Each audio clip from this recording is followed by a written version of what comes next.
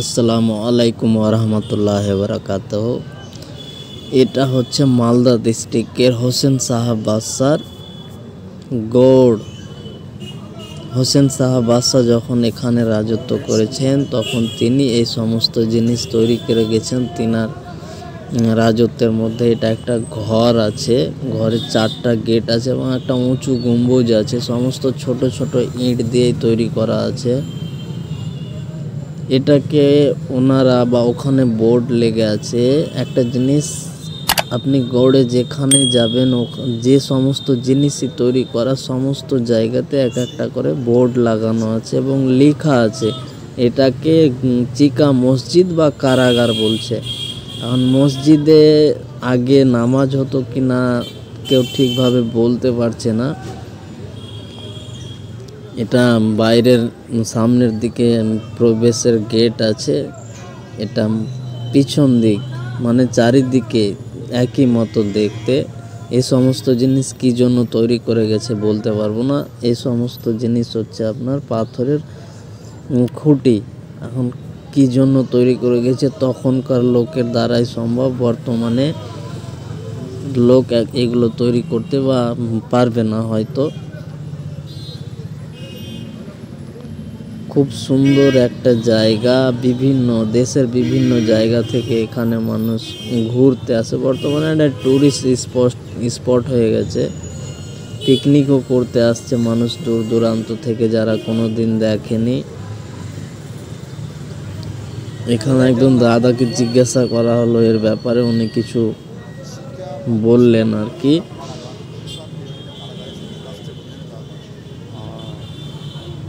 হোসেন সাহা বাদশা যখন ছিল ওখানে কি নামাজ হতো?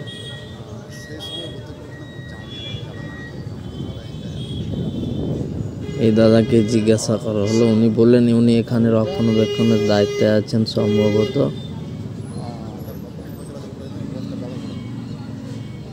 তাহলে ভিতর যে রাস্তা আছে, রাস্তা ছিল খুব সুন্দর মনোরম পরিবেশ।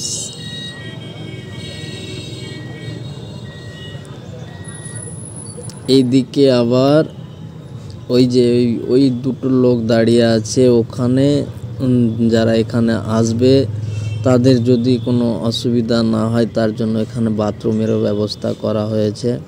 এই যে এটা হচ্ছে আপনার বাথরুম, এটা কি জন্য জানি না। সামনে যেটা দেখছেন সেটা হচ্ছে গুমটি গেট বা দরজা। এই দরজার মধ্যে দিয়ে মাটির নিচে দিয়ে বিভিন্ন জায়গা যাওয়ার জন্য রাস্তা করা হয়েছিল হোসেন সাহা বাদশার আমলে। অত পুরনো ইতিহাস ঠিকভাবে কেউ বলতেও পারছে না, কিন্তু এই গুমটি গেটের দুটোই দরজা আছে, দুদিক থেকে পুরো লক করা আছে। ভিতরে যাওয়ার কোনো জায়গা নেই, ভিতরে আপনি যেতে পারবেন না। ভিতরে কিছু সামগ্রী রাখা আছে, ওগুলো কি আছে বাইরে থেকে ঠিক বোঝা যাচ্ছে না, কিন্তু আপনি কাছে গিয়ে দেখতে পারবেন। এখানেও একটা নীল রঙের বোর্ড লেগে আছে, ওই যে ওই বোর্ডটা দেখতে পাচ্ছেন, ওই বোর্ডে এর ব্যাপারে বিস্তারিতভাবে লেখা আছে।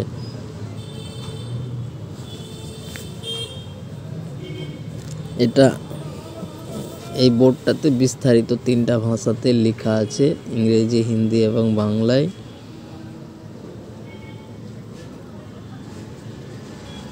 এটা দিয়ে আপনি ওই পারে যেতে পারবেন, সাইডে দিয়ে রাস্তা আছে, সাইডে একটু উঁচু আছে। এটা একটা গড় ছিল একদিন, কিন্তু গৌড়ের সমস্ত জিনিসই সমস্ত নির্মাণই ওই ছোট ছোট ইট দিয়ে নকশা করা তৈরি করা। খুব সুন্দর লাগছে ডিজাইনগুলো দেখতে। এখনকার মিস্ত্রিদের দ্বারা মনে হয় না সম্ভব হবে এরকম কোনো একটা নির্মাণ করে দেওয়ার।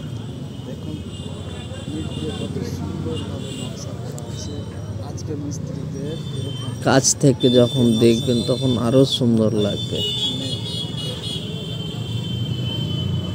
এই সমস্ত নির্মাণের এখন রক্ষণাবেক্ষণ পশ্চিমবঙ্গ রাজ্য সরকারই করে সম্ভবত, এবং এখানে দেখাশোনার জন্য লোকও আছে।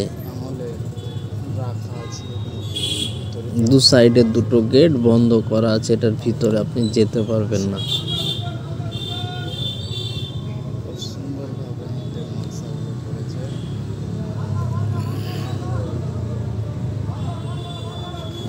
পরবর্তীতে দেখার জন্য দুধারে ফুলের গাছ, মধ্যে দিয়ে একটা রাস্তা সুন্দরভাবে করেছে। এটা দিয়ে আপনি ওই চিকা মসজিদ বা কারাগার যেতে পারবেন, এবং এগুলো মনে হয় সম্ভবত পরবর্তীতে করেছে যারা এখানে দেখাশোনার দায়িত্বে আছেন, তিনারা হয়তো এখানেই থাকেন। বাথরুমও করেছে টুরিস্টদের জন্য, যারা পিকনিক করতে আসবে যেন খুব অসুবিধা না হয়। এই সমস্ত লোক যাদেরকে দেখছেন তারা আমাদের মতো দেখার জন্য এসছে, ঘুরতে এসছে, পিকনিকে এসছে। সারা বছরই এখানে লোক আসে, এবং শুধু আমার পশ্চিমবঙ্গে না, পশ্চিমবঙ্গের বাইরেরও লোক আসে। মালদা ডিস্ট্রিক্টে গৌড়ের একদিন হোসেন শাহ বাদশাহ যখন রাজত্ব করতেন, তিনার আমলে মালদা ডিস্ট্রিক্টের একটা সুনাম ছিল। এখনও এই সমস্ত জিনিসের জন্যই আছে। অনেক লোক এসছে, প্রতিদিন প্রায় লোক আসে এখানে ঘোরার জন্য। এবার আপনি যেখানে যাবেন আপনাকে কেউ কোনো বাধা দিবে না, আপনি ঘুরে দেখতে পারেন সমস্ত কিছু। এটা সম্ভবত কোনো স্কুল কলেজ বা প্রাইভেট ইয়ে হবে, গ্রুপ হবে, তারাও এসছে এখানে ঘুরতে।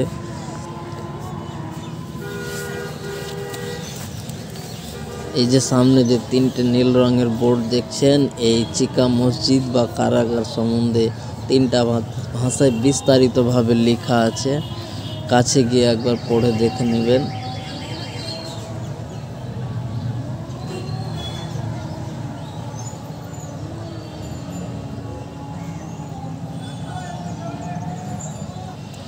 যারা কোনো দিন যাননি অবশ্যই যাবেন। ভিডিওটা ভালো লাগে একটা লাইক দিয়ে শেয়ার করবেন, যারা দেখেননি তাদের দেখার সুযোগ করে দিবেন, এবং আপনি যদি পারেন তো অবশ্যই একবার মালদাহের গৌড় অবশ্যই ঘুরে আসবেন। খুব সুন্দর জায়গা, মনোরম পরিবেশ।